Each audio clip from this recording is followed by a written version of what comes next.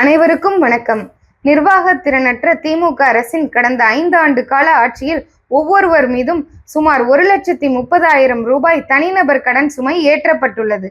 Corona பெருந்தொற்று பேரிடர் காலத்தில் அனைத்து தொழிற்சாலைகள், வணிக நிறுவனங்கள், போக்குவரத்து, அரசுக்கு வருவாய் ஈட்டித் தரக்கூடிய அனைத்து துறைகளும் செயல்பட முடியாமல் முடங்கி கிடந்த போதும் தமிழ்நாட்டின் முதலமைச்சராக இருந்த மாண்புமிகு அண்ணன் எடப்பாடியார் அவர்கள் தனது நிர்வாகத்திறனால் தமிழக மக்களுக்கு எந்த பொருளாதார பாதிப்பும் ஏற்படாதவாறு சீரும் சிறப்புமாக வழிநடத்தி சென்றார்கள்.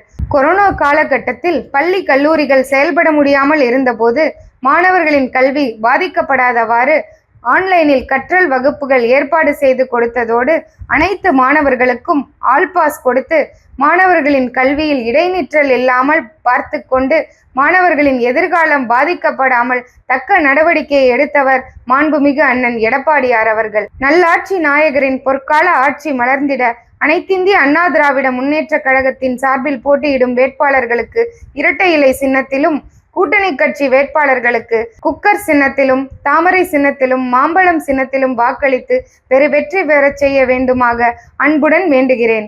உங்கள் புவனேஸ்வரி.